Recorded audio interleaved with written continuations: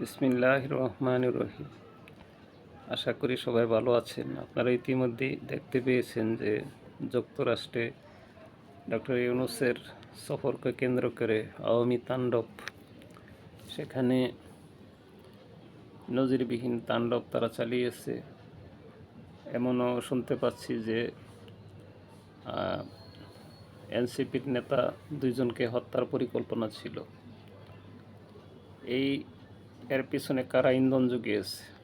পত্রপত্রিকার ভাষ্যমতে জয়ের তত্ত্বাবধানে যুক্তরাষ্ট্রে নজিরবিহীন আওয়ামী তাণ্ডব, আওয়ামী কর্মীদের নজিরবিহীন সহিংসতায় প্রবাসীদের বিস্ময় প্রকাশ, বিএনপি সমর্থক ব্যবসায়ীর দোকান ভাঙচুর, কিছুদিন আগেও কনসাল জেনারেল কার্যালয় ভাঙচুর করে আওয়ামী লীগ, জয়ের ইন্ধনে আওয়ামী সন্ত্রাসের অভিযোগ, ডক্টর ইউনূসের সমর্থনে বিএনপি জামাত এনসিপির সমাবেশ, জাতিসংঘ সাধারণ পরিষদের অধিবেশনে অংশ নিতে প্রধান উপদেষ্টা অধ্যাপক ডক্টর ইউনূস যুক্তরাষ্ট্রের সফরকে কেন্দ্র করে প্রবাসী বাংলাদেশিদের মধ্যে উত্তেজনা ছড়িয়ে পড়েছে।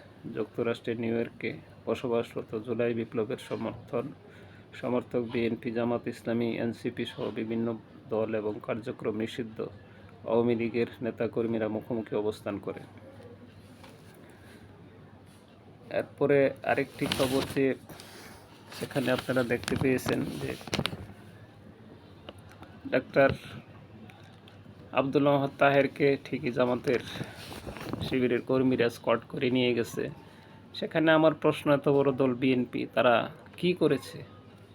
একটি লোক মির্জা ফখরুলকে নিরাপত্তা দিতে পারে নাই, আর এনসিপিরও কোনো নেতাকর্মী, তারা তো ছোট দল, তাদের সমর্থন নাই। এরকম অসহায়ভাবে দেশের সম্মানিত ব্যক্তিগণ বিদেশের মাটিতে অপমান অপদস্থ হবে, এটা অবিশ্বাস্য। তবে এতে যখন ডাক্তার আব্দুল মোহাম্মদ তাহেরকে জামাত শিবিরের লোকেরা বরণ করে নিয়ে যায়, মির্জা ফখরুলকেও নিতে চেয়েছিল সাথে, কিন্তু মির্জা ফখরুল মনে করছে যে বিদেশের মাটিতে কিছুই হবে না। সে একটু, আপনারা লক্ষ্য করেছেন ভিডিওতে, ডান দিকে চলে গেছে, আর ডাক্তার তাহের বাম দিকে চলে গেছে। তো ডান দিকে যাওয়ায় তার জন্য কাল হয়ে দাঁড়িয়েছে। এটা তো আর বাংলাদেশ না যে এই নেতাকর্মীরা উপসে পড়বে। সেখানে বিদেশের মাটিতে আওয়ামী কর্মীরা যত অ্যাক্টিভ, বিএনপিরা তো আজকাল এত অ্যাক্টিভ না। যারা দেশে চাঁদা খেয়ে তাজা তুজা আছে তারা হয়তো একটু সক্রিয় আছে, বাকি আমজনতা সবাই বিক্ষুব্ধ অবস্থায় আছে। যাই হোক, রাজনীতির পাঠ বুঝতে হবে। শুধু রাজনীতি বড় বড় পদ পদবি দখল করে বসে থাকলে হবে না, জনগণের পালস বুঝতে হবে। আমার মনে হয় যে মির্জা ফখরুলরা আজ জনগণের পালস বুঝতে পারতেছে না। জনগণ যে তাদের বিরুদ্ধে, তাদের এই যে চাঁদাবাদী সন্ত্রাস খুনের বিরুদ্ধে নীরব বিপ্লব ঘটিয়ে দিবে, সামনে নির্বাচনে যে কারবালা হয়ে যাবে, এটা মির্জা ফখরুল, মির্জা আব্বাস দ্বয়ের পদোদয় হইতে আরও কিছু সময় লাগবে। আরও কিছু দেশ সফর করুক, আরও কিছু ধাক্কা খেলে কিছুটা হয়তো হুঁশ ফিরে আসবে। আরেকটি জরুরি খবর, রিমান্ডে এনায়েতুর, গোয়েন্দা সংস্থার সাবেক বুয়া এনায়েতুর রহমান দাবি করেছে যে 7 বছর ধরে যোগাযোগ ছিল রাষ্ট্রপতি চুপ্পুর সঙ্গে। পুলিশি রিমান্ডে হাটে হাড়ি ভেঙে দিয়েছেন সিআইএর এজেন্ট পরিচয় দেওয়া বাংলাদেশি বংশোদ্ভূত মার্কিন নাগরিক এনায়েতুল করিম চৌধুরী ওরফে মাসুদ করিম। তিনি রিমান্ডে দাবি করেছেন বর্তমান রাষ্ট্রপতি মোহাম্মদ শাহাবুদ্দিন চুপ্পুর সঙ্গে তার 7 বছর ধরে যোগাযোগ আছে। তিনি যখনই দেশে আসেন তখনই তার সঙ্গে দেখা করেন।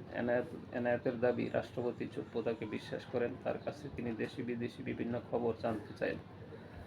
এইভাবেই চলছে এক নীরব প্রেম প্রীতির খেলা। রাজনীতির ময়দানে চুপ্পুকে রেখে দাও, সংবিধান রেখে দাও, 72-এর সংবিধান এক ভুয়া কাগজের নোট, ভারতের দেওয়া প্রেসক্রিপশন,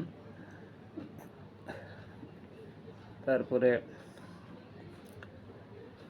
এই চুপ্পু থাকুক, সংবিধান থাকুক, নির্বাচন হোক মান্দাতার আমলের, এইসব করে আসলে দেশের জনগণের মন পাওয়া যাবে না।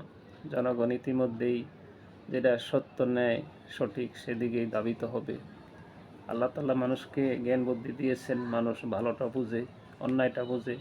মানুষ চোখে দেখে। সবাই হয়তো রাজনৈতিক মাঠে সক্রিয় হয় না, সবাই কথা বলে না, কিন্তু সবার চোখে সবাই দেখতে পারে, সবাই বুঝতে পারে যে কোনটা ভালো কোনটা মন্দ।